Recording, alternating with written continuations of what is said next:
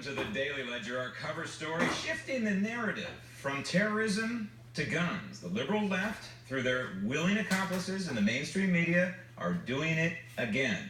They're using a terrible, bloody terrorist attack to advance their radical anti-constitutional agenda. And the Republican leadership is either silent or worse, they are participating in this misdirection madness. In fact, even law enforcement is buying into this politically motivated effort to not focus on the obvious. Guns aren't the problem. Islam in America is the problem. The FBI's evidence response team remains at the pulse, and we continue to process the crime scene. As you might imagine, this is a methodical, time-sensitive, time-intensive work that includes trajectory analysis and crime scene mapping. It's imperative that we get this right. This was an act of violence born out of hate that inflicted terror in an entire community. So I would call it a hate crime, I would call it terrorism, it's both. Now, calling this assault in Orlando a so-called hate crime is a giant waste of time. It's terrorism committed by a terrorist who pledged his allegiance to one of many Islamic terrorist groups. It's that simple. Just ask the victims of the Orlando attack. I was on the ground in a pool of blood. I wasn't sure whose it was, but I felt like it was my friend's Jeff because he was hit right around here. I can see a bullet hole right here. That's a nice He one, was sweating, just overall really weak and in bad condition.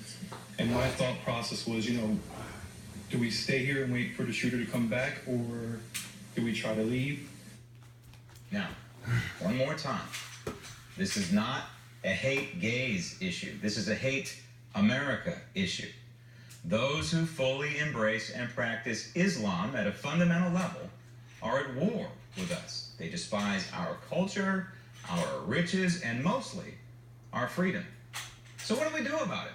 If Sharia, that is strict Islam, and the Constitution cannot coexist, what do we do about this conflict?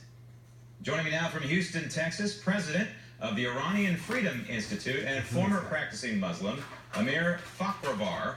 Amir, let's establish one thing, if we will, and that is that Islam is not just a religion, but it's a way of life. It's an ideology, all-consuming, all-encompassing, and that is how we need to address the problem in this country. Is that correct? First of all, thank you for having me, and let me say hi to all your audiences. And you are 100% correct. Those people who think Islam is just a religion, it's just about the connection between the Muslims and the God, they are wrong, because Islam is a culture and is a lifestyle and is everything. If you are asking to a Muslim, Islam is everything to them. And if you live in a Muslim society, in a Muslim country, as I lived for 30 years of my life as a Muslim, practicing Shia Muslim, I could see pretty everywhere. Islam comes to your bedroom and comes to your bathroom and goes to the highest chair of power in the country, goes to your bank, goes everywhere. Islam is everywhere in your life. And when you are a Muslim, that's not just your religion. So how do you describe many Muslims in this country?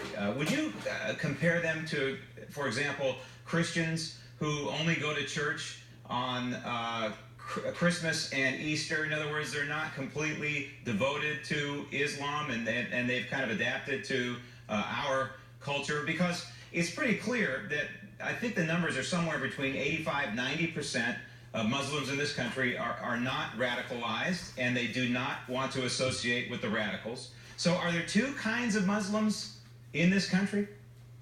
As an ex-Muslim, I can just give you my feeling of being a Muslim. When I came to this country, still I was a Muslim for a couple of years. Still I was a Muslim. I was practicing, I was praying, and then I had more chance to do more research in a free world, and then I realized how wrong I was.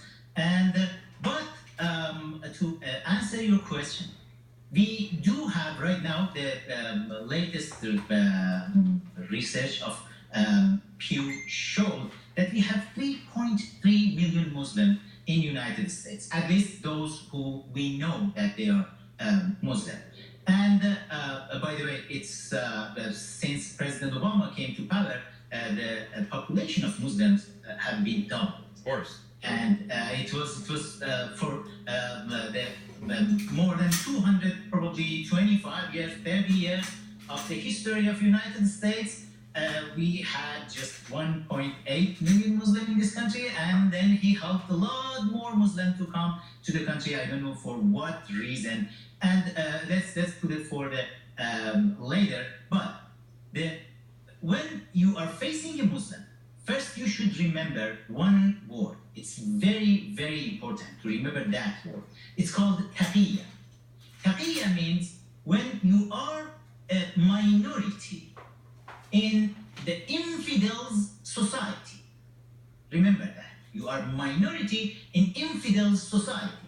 And to let you know, the American society, they are infidels to the Muslims. And in this society, just you should do taqiyya.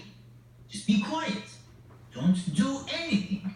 Wait until you will find the time, the best time to do something, then you can just remove your cover. So what you're saying is that many Muslims, I don't know if I can paint them all, but many Muslims in this country seem to be abiding by our laws, our constitution, our culture, but in a sense they're sleepers. It's if you're asking me, I don't want to say all of them, but we have some probably the small number of them as the good citizens, but you can count most of them dangerous if they can find the time. Probably even they don't know it. All right, let me delve into U.S. history here real quick and compare it to today. We had an ideology in this country prior to 1865. It was called slavery.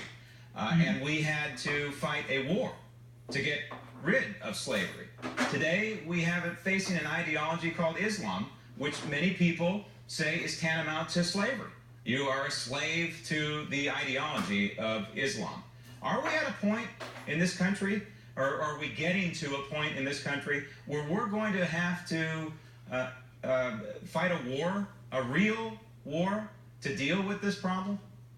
The case is it's a little more complicated and more dangerous than in any other ideologies, because it's inside the society, it's injected to the society, and it's like a Trojan horse. And if you want to find it and fix it inside the society, good luck, because you will be surprised how deep the Muslims, they can go, they can make a network. Even probably most of them, they can't understand it. I can remember, and the level of misunderstanding at the, let's say, current administration is pretty dangerous. Right. Do you remember a couple of years ago when Susan Rice said, yeah, we need to help those people who are the terrorists who don't have job, who don't have education.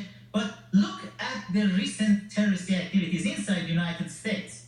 You will see these people, they have a very good education, they have a well-paid job, they have family, they have kids, they have everything. But still, at one point, it's like this. They're deciding to just leave everything and go and grab a gun and go and kill a bunch of the people, because that's part of their blood. And they're all, it should do that. All of them have a common thread too. They're all young Muslim males, and most of them are second generation born of immigrants from Muslim countries and cultures. I'm flat out of time, Amir. I think that it's becoming clearer and clearer to me that Islam and this country, the United States Constitution, at some point, we're going to have to come to the realization that they may not be able to coexist. And I'd like to chat with you more down the road. Thank you.